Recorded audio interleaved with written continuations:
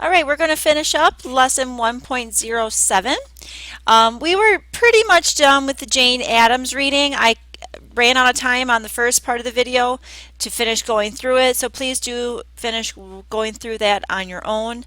It just talks about her success with organizing the Hull House in Chicago and Jane Addams' focus. I do not believe there was a page after that. Nope, it's on to the next chapter. So the rest of the work you have to do to complete this lesson is fill out your reading guide. So hopefully you did complete your reading guide and checked your answers with the lesson answer key. Then the other activity is the Jane Addams Noble Endeavors activity. So let's continue on. Follow the directions to begin today's lesson. After you finish, continue to the next screen to begin the Jane Addams Noble Endeavors activity. Okay. In 1931, Jane Addams became the first American woman to win the Nobel Peace Prize. Firsts were nothing new to her. In 1910, she became the first woman to receive an honorary degree from Yale University. Jane Addams was born on September 6, 1860, and was in Baltimore Hospital when her Nobel Prize was awarded on December 10, 1931, in Oslo, Norway. She died on May 21, 1935, having accomplished a great deal in her 74 years. In your opinion, was Jane Addams deserving of the Nobel Peace Prize? If so, why? In this activity, you will visit a website to learn more about the accomplishments of Jane Addams. Follow the directions on the Jane Addams Noble Endeavors sheet to complete the activity. Okay. Jane Addams was a pioneer social worker in America. She accomplished a great deal in her 74 years. Review what you've read about her life and complete questions 1 through 2 in the first section. First question, did Jane Addams deserve an award for her accomplishments? Explain your answer giving examples of her achievements to support your decision. So that's an opinion based, and as long as you just give examples. Did she deserve the award for developing the Hull House in Chicago and its achievements? And describe why. In 1931, number 2, in 1931, Jane Addams became the first American woman to win the Nobel Peace Prize. Alfred Nobel, a Swedish inventor and industrialist, established the Nobel Peace Prizes in 5 categories in 1985. In 1895, he specified that the award for peace should go to the person who shall have done the most for or the best work for a fraternity between nations, for the abolition or reduction of standing armies, and for the holding and promotion of peace congresses. Did she deserve to be awarded the Nobel Peace Prize? Why or why not? So do you feel that her work was worthy of promoting peace? Visit the website shown online and read about the accomplishments of Jane Addams that led the Nobel Committee to award her the Nobel Peace Prize. Complete questions 3 through 4. So let's click on this. Oh, this cat, Pickles. He's being really sweet. Okay. And it goes through her biography.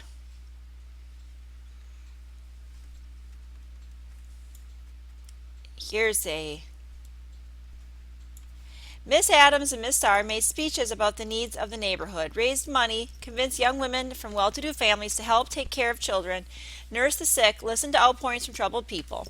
By its second year of existence, Hull House was host to 2,000 people every week. There were kindergarten classes in the morning, club meetings for older children in the afternoon, and for adults in the evening more clubs or courses in what became virtually a night school. The first facility added to Hull House was an art gallery, the second a public kitchen, and then came a coffee house, a gymnasium, a swimming pool, a cooperative boarding club for girls, a book bindery, an art studio, a music school, a drama group, a circulating library, an employment bureau, and a labor museum. Continuing forth. As her reputation grew, Miss Addams was drawn into larger fields of civic responsibility. In 1905, she was appointed to Chicago's Board of Education and subsequently made chairman of School Management Committee. In 1908, she participated in the founding of the Chicago School of Civics and Philanthropy, and the next year became the first woman president of the National Conference of Charities and Corrections.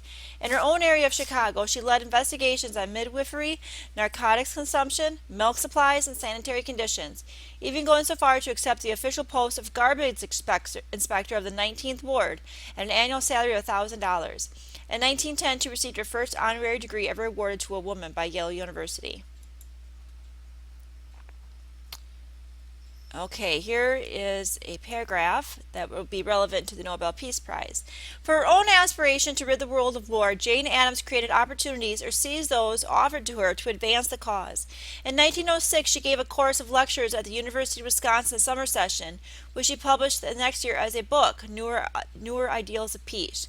She spoke for peace at 1913 at a ceremony commemorating the building of the Peace Palace at The Hague, and the next 2 years as a lecturer sponsored by the Carnegie Foundation.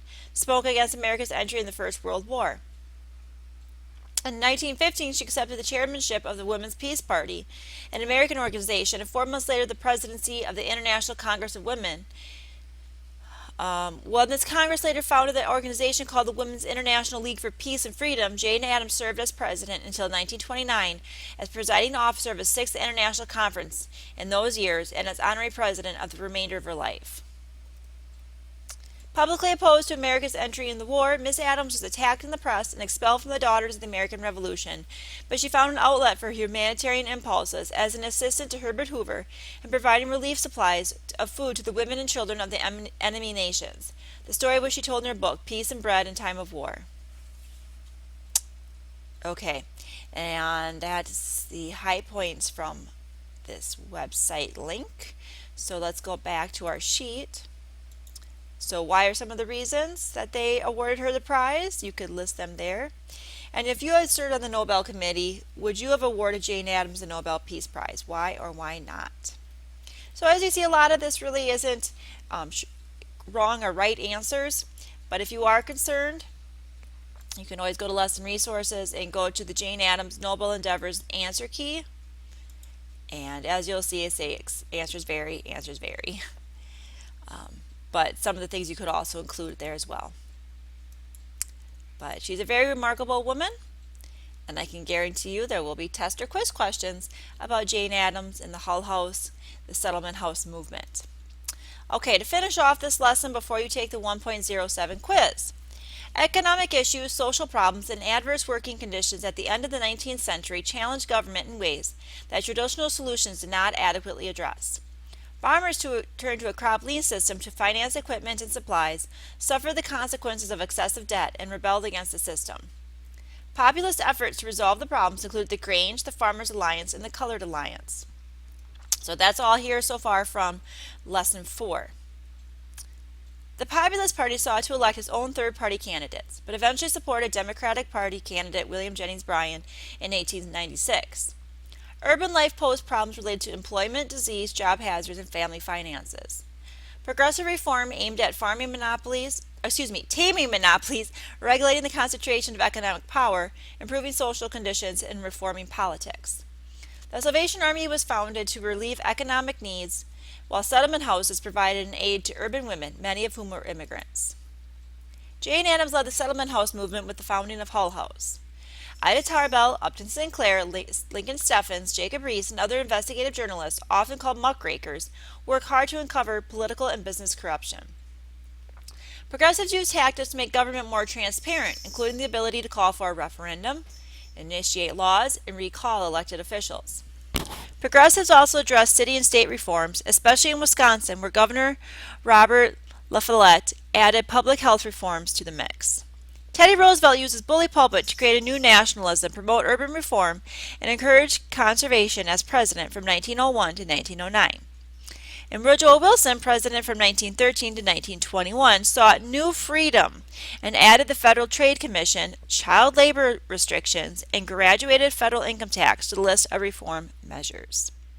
And then finally take the lesson quiz at the end, the 1.07 quiz, and then you can be completed with this lesson. Good luck on your quiz, everyone.